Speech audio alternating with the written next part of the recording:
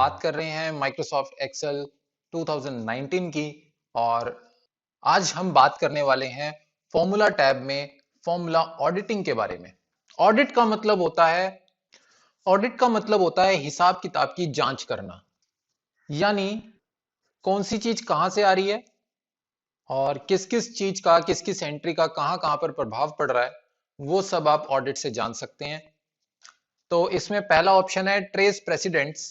Trace presidents का मतलब है कि ये जो फॉर्मूला लगा है इसका लिंक कहां कहां पर है, ये जानना है आपने। किसी भी सेल पे क्लिक करेंगे उसका आप प्रेसिडेंट जान सकते हैं। जैसे इस पे मैंने क्लिक किया तो ये एरो इन दो जगहों पे इशारा कर रहा है, एक ये और एक ये। यानी ये जो रिजल्ट आ रहा है वो डिपेंडेंट है इस पे और इस पे। उसी तरह से आप ट्रेस डिपेंडेंट्स भी निकाल सकते हैं।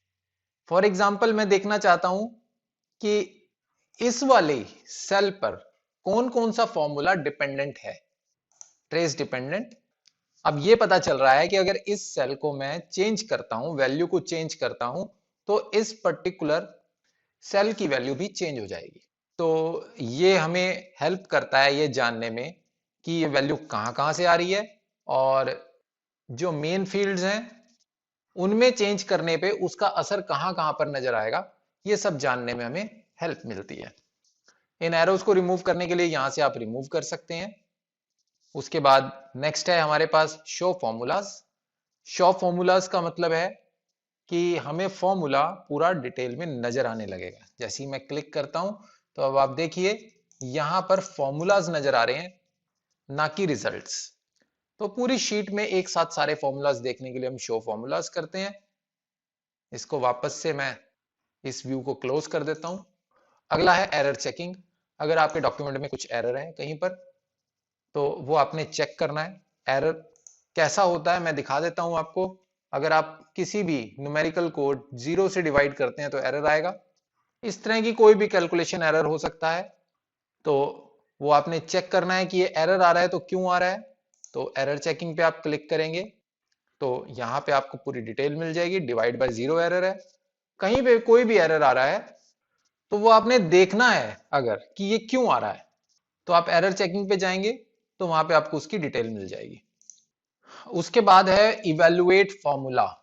इवेलुएट फॉर्मूला का मतलब है कि किसी भी सेल में किसी फॉर्मूला से जो रिजल्ट आ रहा है वो आप स्टेप बाय स्टेप जानना चाहते हैं कि वो रिजल्ट कैसे आया। जैसे मैथमेटिकल कैलकुलेशंस को आप इवेलुएट करते हैं, स्टेप बाय स्टेप हम उसको लिखते हैं। पहले x की क्या वैल्यू आई, फिर y की क्या वैल्यू आई, फिर उन दोनों को हमने प्लस किया, फिर इक्वल टू z आया। इस टाइप से इवेलुएट आप करते हैं। सेम ऐसा एक्सेल में भी आप कर सकते हैं। अब जैसा यहां पे ये फॉर्मूला लगा है तो मेरे पास डिटेल आ रही है उस फॉर्मूला की कि सेल्स प्राइस में से कॉस्ट प्राइस को लेस किया गया है। इवेलुएट पे जैसे ही मैं क्लिक करता हूं तो सेल्स प्राइस की वैल्यू मुझे यहां शो हो गई। फिर दोबारा इवेलुएट पे क्लिक करता हूं तो मुझे कॉस्ट प्राइस की वैल्यू भी शो हो गई। अब यहां पर ये शो कर रहा है कि 3276 में से 1820 को माइनस किया गया। फिर मैं इवेलुएट करता हूं, मुझे फाइनल रिजल्ट शो हो गया। सो दिस वे किसी भी जगह पर अगर आप स्टेप इन पे क्लिक करेंगे तो स्टेप इन पर वो सोर्स दिखाएगा आपको कि वो पर्टिकुलर जो डाटा आ रहा है वो कहां से आ रहा है। जैसे मैं स्टेप इन पे क्लिक करता हूं तो आप देखिए ये मुझे पता चल गया कि शीट 1 में F2 से F55 तक का जो कॉलम है वो सेल्स प्राइस है। उसी तरह से कॉस्ट प्राइस को आप स्टेप इन करना चाहें तो कॉस्ट प्राइस को स्टेप इन मैंने कर दिया। अब यहां पे पता चल गया कि शीट 1 में C2 से लेकर C55। सो दिस वे जो भी डाटा आपके पास आ रहा है उसकी और डिटेल में जाने के लिए आप स्टेप इन करेंगे। स्टेप इन में उसका सोर्स आपको दिखेगा और स्टेप बाय स्टेप डाटाज देखने के लिए आप बार बार इवेलुएट पे क्लिक करते चले जाएंगे। अगला है हमारे पास वॉच विंडो। ये जितना भी प्रॉफिट है इसका मैं टोटल ले लेता हूं। ऑटो सम किया मैंने, मेरे पास ये टोटल आ गया। अब क्योंकि शीट बड़ी है मुझे ये देखना है कि अगर यहां पर कॉस्ट प्राइस में चेंज होता है तो मेरे प्रॉफिट में कितना डिफरेंस आता है। अब मेरे पास दो तरीके हैं, या तो मैं यहां चेंज करके नीचे जाऊंगा, उसको चेक करूंगा, फिर थोड़ा और चेंज करके मैं फिर नीचे जाऊंगा, फिर चेक करूंगा, या मैं एक वॉच विंडो बना लेता हूं। इस सेल पे क्लिक करेंगे, वॉच विंडो पे क्लिक करेंगे, ऐड वॉच करेंगे। अब मुझे शो हो रहा है कि कौन से सेल का मुझे वॉच विंडो क्रिएट करना है, उसको मैं ऐड करूंगा।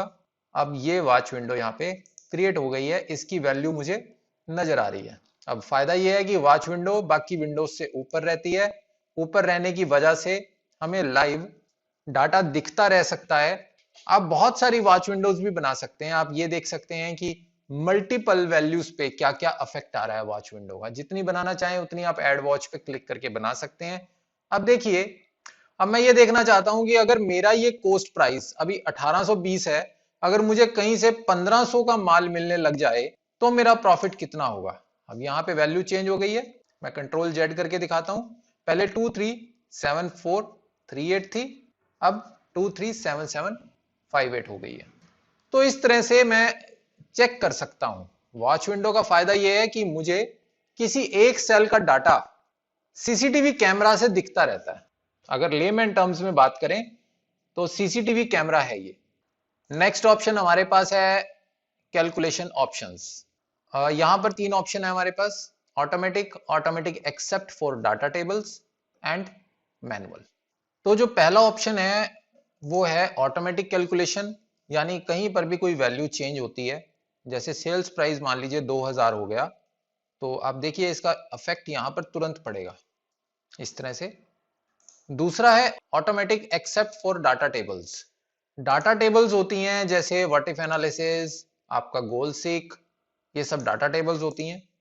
जब मल्टीपल इनपुट्स का रिजल्ट आप एक जगह एक ही टाइम देखते हैं तो इससे सर्वर पे लोड रहता है, आपके सिस्टम पे लोड रहता है। तो आप बाय चॉइस डाटा टेबल्स की कैलकुलेशन को मैनुअल कर सकते हैं।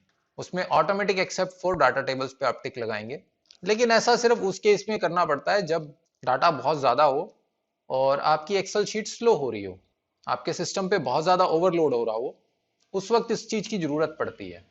नेक्स्ट है मैनुअल। मैनुअल के केस में कोई भी कैलकुलेशन ऑटोमेटिक नहीं होगी। अब जैसे मैं इसको 500 कर देता हूं, इसका अफेक्ट यहां पर नहीं दिखा है। वापस से मैं जैसे ही ऑटोमेटिक करूंगा तो उसका इफेक्ट यहां दिख जाएगा।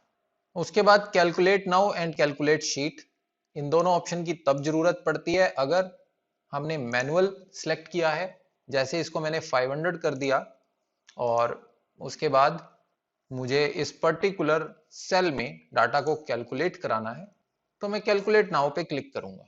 पूरी शीट को अगर कैलकुलेट करवाना है तो कैलकुलेट शीट पे क्लिक करूंगा।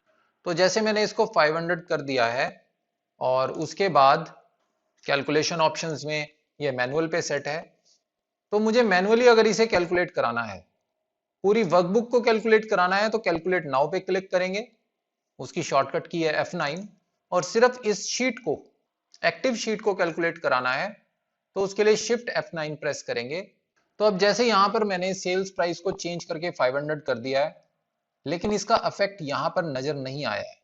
आप कैलकुलेशन ऑप्शंस में देखें, ये मैनुअल पे सेट है।